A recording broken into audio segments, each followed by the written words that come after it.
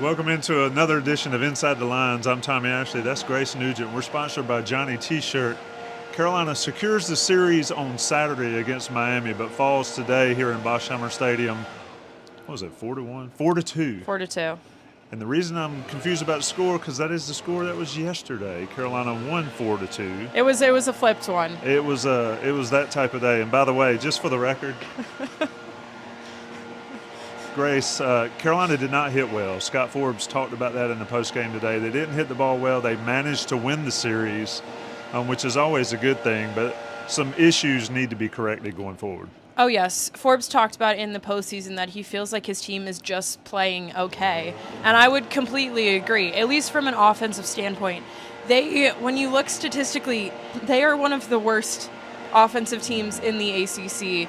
And, I mean, it's been a weird week, but they didn't really play offensively well at all. I mean, even though they hit 9 times yesterday, they only cranked out 4 runs, and the top of that lineup, besides Hunter Stokely, hasn't been doing that well. Forbes will say that, batting average is a misleading stat, and that may be correct, but they only have one guy that is hitting over 300, and it is Hunter Stokely. And coming into today, I think they only had 4 guys with an OPS of over 900, which is just not a really good recipe if you want to win prolonged, sustained games. And what it really does is it just puts such a razor-thin margin for error on the starting pitching, the relieving pitching, and the defense. Absolutely. I mean, Aidan Haugh, another good outing, not as long as they would like. I think it went 4 2/3, 4 1/3, but just not as lengthy as they needed. Walker McDuffie came in, Matty Mateus came in, struggled a little bit. And Folger Boaz finished it out. Miami scored 3 in the top of the 9th to get the win. Grace, looking ahead with this team, starting pitching with Jake Knapp and Aidan Haugh continues to be a strength, and Jason DeCaro sort of came along this weekend. I mean, that's what's so crazy is they're one of the best pitching teams in the entire ACC. I would say their rotation goes toe-to-toe with Florida State, who's been, this weekend's been a little bit wacky for them, but they've been electric so far. And the fact that, as it stands right now, Jason DeCaro has been kind of the worst performing pitcher of the bunch is an insane thing to say because he's still really good. He's still tops of the ACC in innings pitched and strikeouts, and he was really effective yesterday. I think he's kind of building back that confidence and that pitchability to get back to where he was, having a little bit maybe of that sophomore slump, just learning a few things about himself along the way.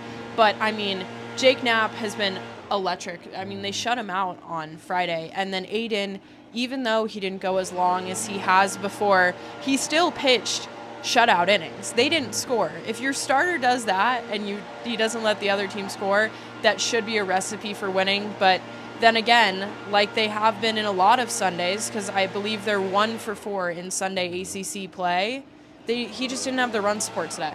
Yeah, again, Carolina can't get it done on a Sunday. Falls to 6-6 in the conference. They're going to have to pick it up going forward. Duke comes in here on Thursday night, Gardner-Webb for a midweek.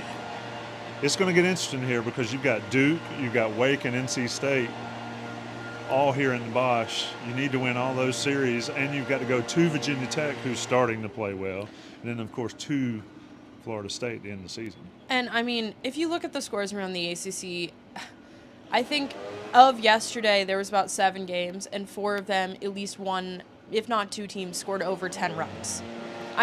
Miami, coming into this game, I think 7 of their last 10 or 11, the opponent has scored over 10 runs. Thus far, the ACC has been just such a heavily offensive league, and North Carolina, their profile just doesn't fit in there. Gardner-Webb always plays them chippy. Duke is really starting to play with more of an urgency after they started really shaky. And then, I'll say more about Wake when we get there, but I think that is arguably one of the scariest teams in the ACC, and they're really going to have a bone to pick after UNC swept them at home last year. Absolutely. So Carolina falls to 6-6. They won the series. There's a lot to work on. If you had one takeaway from the weekend, I think my golden nugget, it's got to be Jake Knapp, right? I think on the positive side, it's Jake Knapp. I think also on the positive side is... Let's go fool's gold nugget. Well, to continue the positive side, just this entire starting rotation in general. Yes. Jason is an uptick. Even though Aidan didn't play his best, the 3 of those pitchers I'll combine their stats for my notebook. They're just such a scary three-headed monster. I think any of them can be like an ace. Jason's on the uptrend. I think that's probably one of the most important things, besides the fact that Jake has just been really consistent, and so has Aidan. But the fool's gold has just been like the offensive numbers on this team. When you go look at the batting average on balls in play, and you look at some of the runs created plus, these more advanced metrics, none of them are really indicating good things. Right. And Kane Kepley didn't have a great weekend, and neither did Luke. And I mean, Hunter was fine, but when you don't have some of the guys at the top of the lineup, including Gavin, playing well, especially against a team like Miami that is just not that good. They have playmakers. They have Hughes, they have Cuvée, but they're just not that good. That's just not encouraging, and Scott Forbes seems to know that. He's just not satisfied with how his team is playing offensively. Yeah, always good to get a series. Plenty to work on, like I said. Stay tuned to Inside Carolina. Stay tuned to Grace Nugent's notebook. This has been Inside the Lines. Carolina wins the series, but got a lot to work on. Shout out to Johnny T-Shirt for sponsoring us. We'll see you back at the Bosch.